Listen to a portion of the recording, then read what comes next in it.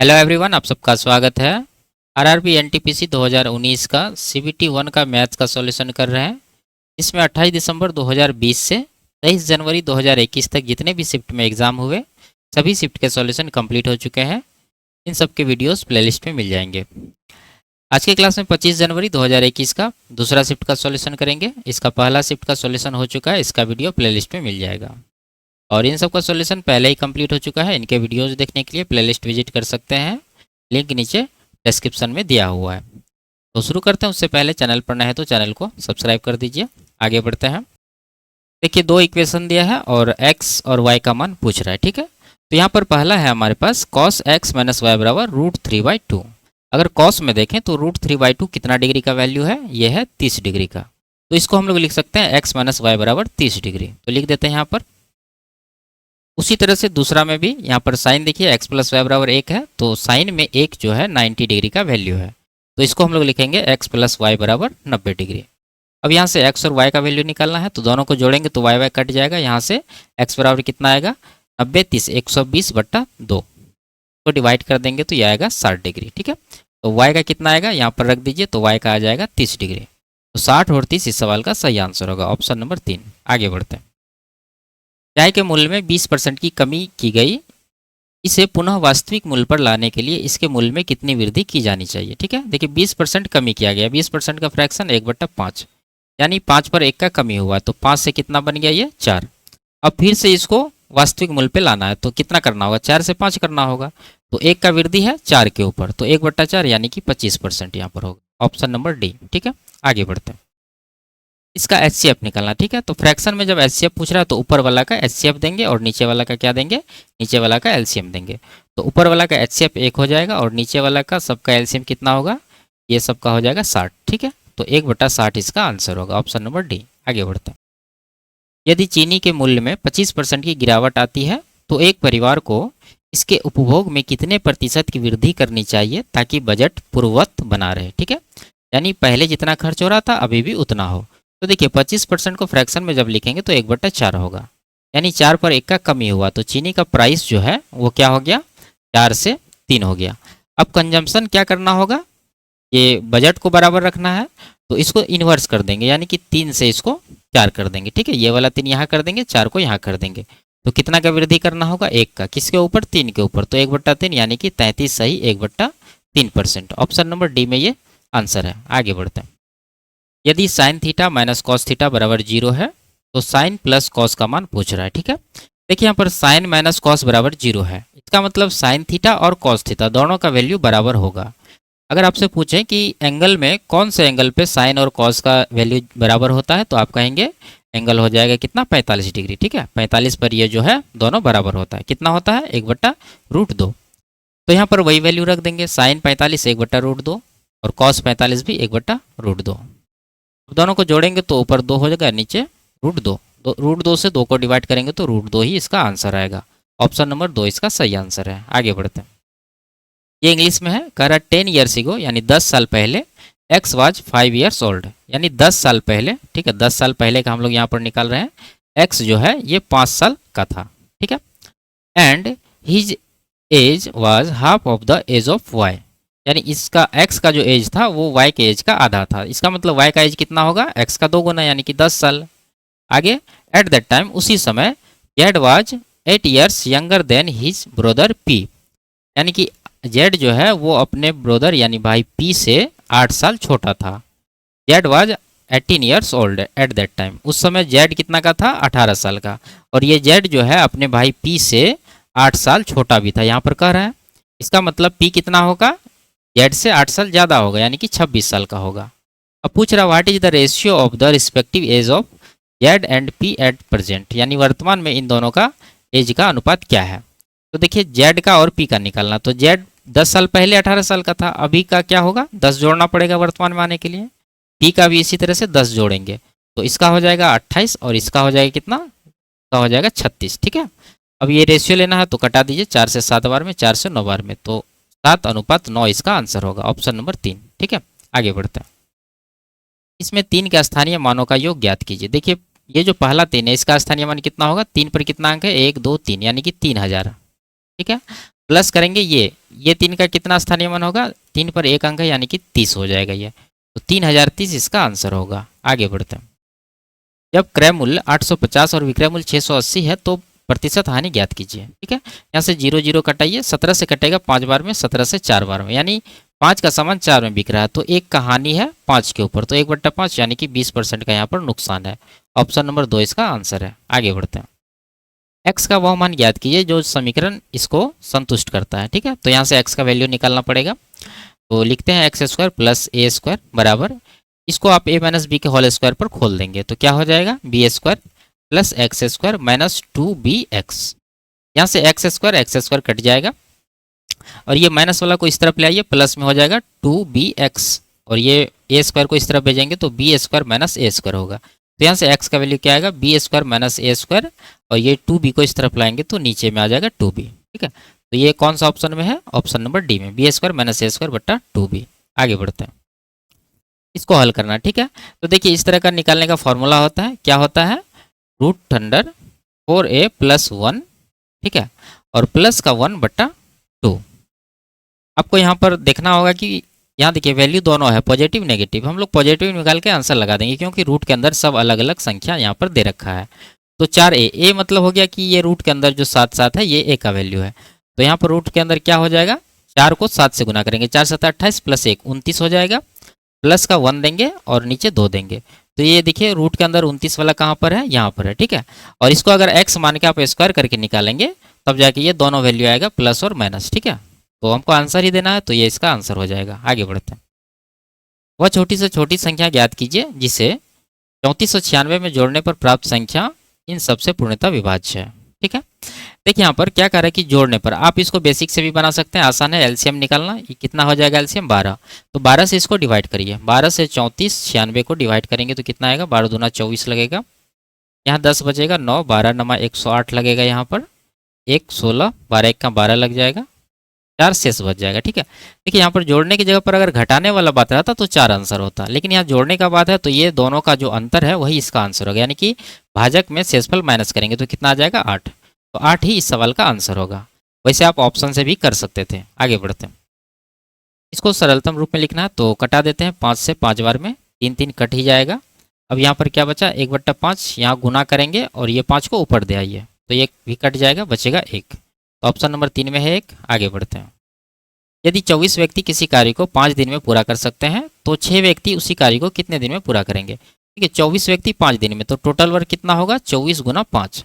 अब इस total work को करेगा 6 आदमी, तो 6 से डिवाइड करेंगे, 4 बार में कटेगा, 4 गुना 5 20 इसका आंसर होगा। आगे बढ़ते हैं, इसका निकालना है। ठीक है, तो आप आराम से निकाल सकते हैं इसको, जैसे x है, x का 35 यानी कि 2 बार है, तो 35 का स्क्वायर हम लोग लिख देते हैं, 1225 होता है, और 2% है तो उसके लिए 2 बार नीचे 100 से गुना करके देंगे यहाँ पर, बराबर x का, मान लेते हैं कि ये खाली जगह पर y% है, परसेंट के लिए नीचे 100 दे दीजिए। ठीक है, यहाँ पर 100 कट ही जाएगा और x तो कट ही जाएगा, तो y का वैल्यू क्या आएगा, 1225 को 100 से डिवाइड करके, यानी कि 12.25% इसका आंसर होगा। ऑप्शन नंबर 3 में है। आगे बढ़ते हैं, इसको हल करना है तो यहाँ पर देखिए अगर हम लोग 8.75 को a मानेंगे तो यहाँ पर क्या बन रहा है, a का स्क्वायर बन रहा है। ठीक है, और इसको अगर b माने 7.75 को तो यहाँ पर बनेगा b का स्क्वायर, और ये देखिए ये क्या है, ये माइनस का 2ab है। ठीक है, अगर आप कैलकुलेट करके देखेंगे तो ये 2ab बनेगा, तो यहाँ पर सीधा सीधा a माइनस बी का होल स्क्वायर है, यानी कि a है हमारा 8.75 माइनस करेंगे 7.75 और इसका स्क्वायर जो होगा वही आंसर होगा, तो अंतर लेंगे तो 1 बनेगा, 1 का स्क्वायर 1 ही आंसर होगा। Option number D. आगे बढ़ते हैं, एक रेलगाड़ी 90 किलोमीटर प्रति घंटा की चाल से चल रही है, वह 15 मिनट में कितने मीटर की दूरी तय करेगी। ठीक है, मीटर में दूरी पूछ रहा है। देखिए 90 किलोमीटर प्रति घंटा के चाल से चल रहा है और ये 15 मिनट चलता है, तो 15 मिनट को घंटा में अगर लिखे तो कितना हो जाएगा, 1/4 घंटा। तो ये जो दूरी आएगा ये किलोमीटर में आएगा, तो मीटर में पूछ रहा है तो इसको हम लोग क्या करेंगे, 1000 से गुना करेंगे, क्योंकि 1 किलोमीटर में 1000 मीटर होता है। 4 से कटाएंगे 250 बार में, 25 गुना 9 यानी कि 225, उस पर 2 जीरो लगाएंगे तो 22,500 मीटर इसका आंसर होगा। आगे बढ़ते हैं, एक आदमी एक सावधि जमा योजना में 10% चक्रवृद्धि ब्याज की दर पर 2 वर्ष के लिए 16,000 की राशि जमा करता है। यदि ब्याज छमाही आधार पर देय है तो परिपक्वता पर उसे कितनी राशि प्राप्त होगी। ठीक है, मिश्रधन निकालना है। देखिए यहाँ पर ब्याज छमाही कैलकुलेट किया जा रहा है और वार्षिक दर जो है वो कितना है 10% है। इसका मतलब एक छमाही में इसको कितना परसेंट ब्याज मिलेगा 5%। और टोटल टाइम है 2 वर्ष का, तो इसमें कितना छमाही हो जाएगा टोटल 4 छमाही हो जाएगा। ठीक है, 1 वर्ष में 2 छमाही, तो 2 वर्ष में 4 छमाही। ठीक है, अब कैलकुलेट करते हैं। तो ये 4 छमाही यानी कि 4 बार सक्सेसिव निकालना होगा। तो सबसे आसान होगा यहाँ पर रेशियो। रेशियो क्या होता है 4 साल का? 4, 6, 4, 1। ठीक है, यानी कि 4, 6, 4, 1 ये अनुपात है। अब यहाँ पर देखिए मूलधन कितना दे रखा है 16,000। 16,000 का पहला छमाही में मिलेगा 5%, यानी 5% मतलब 1/20। ठीक है, जब इसको निकालेंगे तो ये कितना आएगा, कटाएंगे इसको, ये आएगा 800। यानी पहला छमाही में 800 मिला, तो यहाँ पर आप 800 लिखिए। अब जो यहाँ पर अगला रेशियो में लिखेंगे ये 800 का 5% निकालेंगे। तो 800 का जब 5% निकालेंगे तो कितना आएगा 8 पंजे 40। अब ये अगला रेशियो में लिखने के लिए फिर 40 का 5% निकालेंगे तो आएगा 2। फिर अगला रेशियो में लिखने के लिए 2 का 5% निकालेंगे तो कितना आएगा 5 दूना 10, यानी 0.1 आएगा। ठीक है, 0.1। अब क्या करते हैं, ऊपर नीचे गुना करके जोड़ते हैं। तो 8 चौके 3200 यहाँ पर हो जाएगा। ठीक है, प्लस 6 चौके 24 यानी कि 240, प्लस 4 दूना 8 और प्लस का इधर 0.1।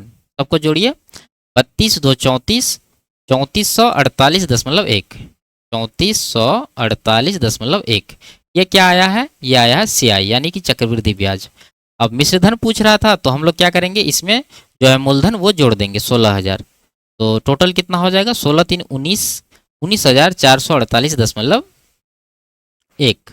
ठीक है, तो ये कौन सा ऑप्शन में है, ऑप्शन नंबर 3 में। तो इस तरह से इसको आसानी से कैलकुलेट करके आंसर लगा सकते हैं। आगे बढ़ते हैं।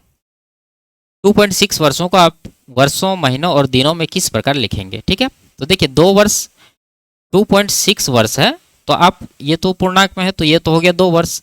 अब 0.6 जो है ये भी वर्ष में है, तो इसको महीना में बदलने के लिए 12 से गुना करिए तो कितना आएगा 12 छाके 72, 7.2 आ रहा है।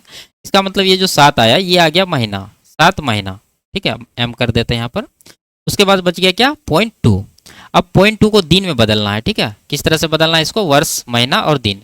तो वर्ष महीना में हम लोग बदल लिया, अब दिन में बदलने के लिए इसको 30 से गुना करेंगे तो कितना आएगा, 30 को 0.2 से गुना करेंगे तो ये आएगा 6। तो यहाँ पर हो जाएगा 6 दिन। तो 2 वर्ष 7 महीना 6 दिन, ऑप्शन नंबर 1 में ये दे रखा है। तो इस तरह से इसको बदल के लिखेंगे। आगे बढ़ते हैं। एक विक्रेता 1 रुपया में 10 संतरे बेचता है और 30% लाभ कमाता है। उसने 1 रुपया में कितने संतरे खरीदे थे। देखिए 1 में 10 बेचता है, तो यानी इसका एक संतरे का विक्रय मूल्य कितना होगा 1/10। अब ये जो 1/10 है ये 130% का वैल्यू, क्योंकि यहाँ पर 30% का लाभ कमा रहा है।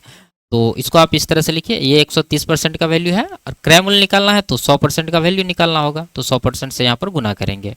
कटाइए इसको, 0 0 कट ही जाएगा, यहाँ से भी 0 कट जाएगा तो आएगा 1/13। यानी 1 रुपया ही है ऊपर और नीचे 13 संतरा आ गया, यानी 1 रुपया में 13 संतरा के दर से ये खरीदा होगा। तो ऑप्शन नंबर 3 में ये दे रखा है। आगे बढ़ते हैं। 2 समबाहुभुजों के भुजाओं की संख्याओं का अनुपात 1:2 है। यदि पहले बहुभुज का प्रत्येक आंतरिक कोण 140 डिग्री है तो दूसरे बहुभुज के प्रत्येक आंतरिक कोण का माप ज्ञात कीजिए। ठीक है, देखिए यहाँ पर दे रखा है पहले बहुभुज के प्रत्येक आंतरिक कोण कितने हैं 140 डिग्री। तो पहले बहुभुज का बाह्य कोण कितना होगा, यानी एक्सटीरियर एंगल कितना हो जाएगा 40 डिग्री, क्योंकि हम लोग जानते हैं कि बहुभुज के आंतरिक कोण और बाह्य कोण का योग कितना होता है 180 डिग्री। ठीक है, तो इसका 40 आ गया। अब जब हम लोग पहले बहुभुज के भुजाओं की संख्या निकालें तो क्या करना होगा, वो 360 डिग्री को ये जो बाह्य कोण आया है इससे डिवाइड करेंगे। ठीक है, अंतः कोण से नहीं करना है क्योंकि इसको हमेशा बाह्य कोण से किया जाता है। तो 4 से कटाएंगे 9 बार में, यानी कि इसके भुजाओं की संख्या कितना आ गया 9। अब जब 9 आ गया, यहाँ पर दोनों के भुजाओं का अनुपात दे रखा है, कितना दे रखा है 1:2। यानी पहला बहुभुज का कितना भुजा आया है 9, तो 1 का वैल्यू 9 हो जाएगा, तो 2 का कितना हो जाएगा 18। ठीक है, 18 भुजा है दूसरे बहुभुज में।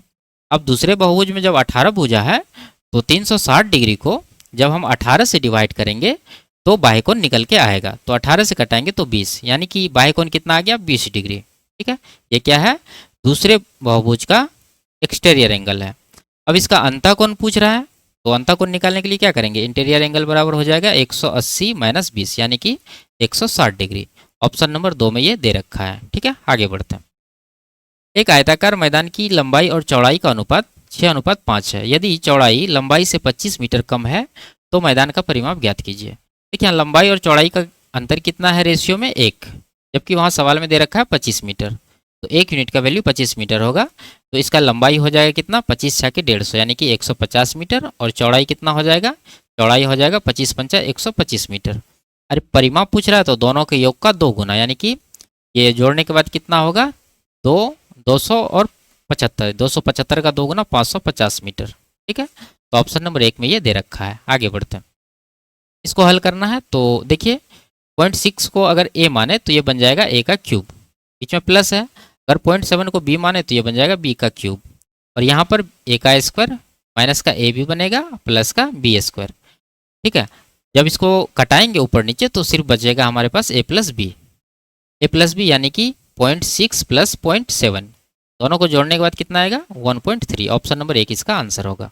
आगे बढ़ते हैं, कह रहा है इसको x माइनस 3 से विभाजित करने पर प्राप्त शेष ज्ञात कीजिए।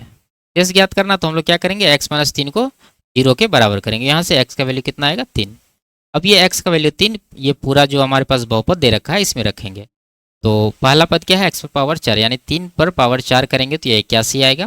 प्लस दूसरा हो जाएगा 3 तिया 9 तिया 27, तीसरा होगा 9, चौथा होगा 3 और प्लस का 1 लास्ट में। तो सबको जोड़िए, 27 चौके 108, इधर 108 4 112, 112 में 9 माइनस करेंगे तो 103 इसका आंसर निकल कर आएगा। Option number 1। ठीक है, आगे बढ़ते हैं, भुजा x वाले समबाहु त्रिभुज के क्षेत्रफल और भुजा x वाले वर्ग के क्षेत्रफल का अनुपात ज्ञात कीजिए। तो समबाहु त्रिभुज का निकाल लेते हैं, √3/4 a स्क्वायर, a है कितना x, तो x का स्क्वायर हो जाएगा। और वर्ग का क्षेत्रफल x का स्क्वायर, तो दोनों का रेशियो लेना तो x स्क्वायर कट जाएगा। यहाँ 1 है, यहाँ √3/4 है, तो पूरा रेशियो में 4 से गुना करेंगे तो ये आएगा √3 रेशियो यहाँ पर 4। ठीक है, तो ये किस ऑप्शन में है, ऑप्शन नंबर 1 में। आगे बढ़ते हैं, इसमें 6 के स्थानीय मान और आंकिक मान का अंतर ज्ञात कीजिए। ठीक है, तो देखिए 6 कहाँ पर है, यहाँ पर, तो इसका स्थानीय मान कितना हो जाएगा, 6 पर 3 अंक यानी कि 6000, और इसका आंकिक मान 6 ही हो जाएगा। ठीक है, आंकिक मान या जातीय मान पूछे तो वो 6 ही होगा। दोनों का अंतर पूछ रहा तो कितना आएगा 5994, ऑप्शन नंबर डी। आगे बढ़ते हैं, यदि समबाहुभुज का प्रत्येक आंतरिक कोण 144 है तो बहुभुज में डैश भुजाएं हैं। देखिए आंतरिक कोण 144 है तो इसका बाह्य कोण कितना होगा, एक्सटीरियर एंगल 180 माइनस 144। ठीक है, तो इसको जब माइनस करेंगे तो आएगा कितना 36 डिग्री। अब भुजा निकालना है तो कितना भुजा हो जाएगा, 360 को आप ये जो एक्सटीरियर एंगल आया है इससे डिवाइड करिए, तो डिवाइड करेंगे तो आएगा 10, तो 10 भुजा है इसमें, तो ऑप्शन नंबर डी इसका आंसर होगा। आगे बढ़ते हैं, निम्नलिखित आंकड़ों की माध्यिका और बहुलक ज्ञात कीजिए। ठीक है, आसान सा सवाल है, तो इसको माध्यिका निकालने के लिए आरोही क्रम में लिखना पड़ेगा। तो 2 है 2 बार लिख देते हैं, और 3 है 3 बार, 3 3 3। उसके बाद क्या है, उसके बाद 5 है 2 बार, उसके बाद 7 है 2 बार, उसके बाद 9 है। टोटल कितना नंबर है, 3 3 6 4 10, इधर 4 4 8 तो 10। ठीक है, तो 10 है यानी कि सम है, तो बीच वाला 2 पद का एवरेज आंसर होगा। तो बीच वाला 2 पद कौन सा है, शुरू से 4 और अंतिम से 4 को हटाइए, तो बीच में बचा 3 और 5, दोनों का एवरेज 3 5 8/2 यानी कि 4, तो 4 ही माध्यिका होगा। माध्यिका कितना आ गया 4। और बहुलक कितना होगा, सबसे अधिक बार कौन सा नंबर है 3, 3 बार आया हुआ है तो 3 इसका बहुलक हो जाएगा। 4 3 इसका आंसर है, ऑप्शन नंबर डी। आगे बढ़ते हैं, 15 पुरुष या 25 महिलाएं एक खेत की फसल को 22 दिन में काट सकते हैं। 9 पुरुषों और 18 महिलाओं को इसे काटने में कितने दिन लगेंगे। ठीक है, देखिए यह वाला कंडीशन रहता तो हम पहले बताएं हैं कि महिलाएं की क्षमता ये और पुरुष का क्षमता ये हो जाएगा। नहीं तो आप लिख सकते हैं यहाँ पर 15 मैन है बराबर 25 वोमेन। तो यहाँ से 5 से 3 बार में, 5 से 5 बार में कटाएंगे तो मैन बट्टा वोमेन कितना आएगा 5/3, ये रेशियो आ गया। अब यहाँ पर हम लोग निकालेंगे पहले टोटल वर्क। टोटल वर्क कितना होगा, आप पुरुष से चाहे महिला दोनों से भी निकाल सकते हो, तो यहाँ से पुरुष से निकालेंगे। 15 पुरुष है, पुरुष का एफिशिएंसी आया है 5, 5 से गुना करेंगे और इसको लग जाता है 22 दिन, तो 22 से यहाँ गुना करेंगे, ये हो गया टोटल वर्क। अब इस वर्क को कौन करेगा, 9 पुरुष और 18 महिलाएं। तो 9 पुरुष कितना काम करेगा, एक पुरुष 5 यूनिट कर रहा है तो 9 पुरुष करेगा 45 यूनिट। ठीक है, और एक महिला 3 यूनिट कर रही है तो 18 महिला 18 या 54 यूनिट, टोटल जोड़ के कितना होगा 99, यानी दोनों जब एक साथ काम करेंगे तो 99 यूनिट काम होगा एक दिन में। तो टोटल वर्क को आप 99 से डिवाइड करिए, तो 11 दूना 22, 11 9 99, 3 तिया 9, 3 5 15, अब नहीं कटेगा, बचे 25 दूना 50 और नीचे 3, 50/3 यानी कि 16 सही 2/3 दिन में ये कर लेंगे। तो ऑप्शन नंबर 1 इसका आंसर है। आगे बढ़ते हैं, सोहन को अपने पुराने पंखे को 1500 में बेचने पर 20% की हानि हुई। उसे उस पंखे को किस मूल्य पर बेचना चाहिए ताकि उसे 20% का लाभ हो। देखिए 1500 में जब ये बेच रहा है तो इसको 20% का हानि हो रहा है, इसका मतलब ये 1580% का वैल्यू है। अब इसको 20% का लाभ चाहिए, इसका मतलब ये सामान कितना में बेचेगा, 120% में। ठीक है, तो 40 से कटाएंगे 2 बार में, 40 से 3 बार में, 2 से कटाई इसको 7.5 यानी कि 750, गुना करेंगे तो 75 या 225 होता है, उस पर 1 जीरो यानी 2250 इसका आंसर होगा, ऑप्शन नंबर डी। आगे बढ़ते हैं। ये कह रहा है इनमें से किससे विभाज्य है। देखिए इस तरह का जब रहे, जैसे a पर पावर n प्लस b पर पावर n, ठीक है, और यहाँ पर n जो है ये ओड रहे, ओड मतलब विषम। जब विषम रहता है तो ये हमेशा विभाज्य होगा किससे, a प्लस बी से। अगर ये n इवन रहे यानी कि सम रहे तो ये ना ही a प्लस बी से कटेगा ना ही a माइनस बी से कटेगा। ठीक है, तो उस तरह का सवाल आएगा तो हम चर्चा करेंगे। यहाँ पर देखिए प्लस वाला दे रखा है तो इसका मतलब ये a प्लस बी से कटेगा। a है कौन सा, 41, b है क्या, 43, दोनों को जोड़िए, 41 प्लस 43 84, तो 84 इस सवाल का आंसर होगा। ठीक है, आगे बढ़ते हैं। The face value of 8 in this, मतलब इसमें जो है 8 का जातीय मान या आंकिक मान पूछ रहा है, तो 8 का 8 ही हो जाएगा, ऑप्शन नंबर डी। ठीक है, आगे बढ़ते हैं। यदि 1 प्लस टेन थीटा बराबर √3 है तो इसका मान ज्ञात कीजिए। तो यहाँ से देखिए 1 को इस तरफ भेजेंगे तो टेन थीटा का वैल्यू आएगा, क्या आएगा, √3 माइनस 1। अब यहाँ से इसको कॉट थीटा में अगर लिखेंगे क्या हो जाएगा, ये रेसिप्रोकल हो जाएगा इसका, यानी कि 1/√3 माइनस 1। अब यहाँ इसका परिमेयकरण करेंगे तो √3 प्लस 1 से ऊपर नीचे गुना कर दीजिए, ऊपर आ जाएगा √3 प्लस 1, नीचे कितना आएगा, √3 का स्क्वायर 3 माइनस 1 यानी कि 2। ये किसका वैल्यू आ गया, कॉट थीटा का। अब यही वैल्यू जो है कॉट थीटा का इसमें रखेंगे जिसका निकालना है। √3 पहले से है, ठीक है, और इसका आया है कॉट का कितना, √3 प्लस 1/2। ठीक है, अब यहाँ माइनस का 1 भी है वो दे देंगे, तो अब गुना कर दीजिए, √3 गुना √3 कितना हो जाएगा, 3 प्लस √3 और बटा 2 और माइनस का 1 है। अब यहाँ पर घटा दीजिए एक, इसमें एलसीएम 2 आएगा, √3 यहाँ 3 हो जाएगा, प्लस का √3 माइनस का 2, इसको कैलकुलेट करेंगे तो √3 प्लस का 1/2 आएगा। ऑप्शन नंबर डी में ये दे रखा है। आगे बढ़ते हैं। इसमें कह रहा है मुंबई में कितनी औसत वर्षा हुई। तो मुंबई का कौन सा है, ऑरेंज वाला, तो निकाल लेते हैं। 70 70 90 यानी कि 9 7 16 16 16 8 24 24 13 37 यानी 370, और 4 वर्ष का है तो 4 से डिवाइड करेंगे, कितना आएगा, 92.5। ठीक है, आगे बढ़ते हैं। किसी विशेष वर्ष में पिछले वर्ष की तुलना में औसत वर्षा में वृद्धि या कमी का उच्चतम प्रतिशत कितना है। वृद्धि या कमी दोनों देखना है, जहां पर मैक्सिमम परसेंटेज होगा वही आंसर देना है।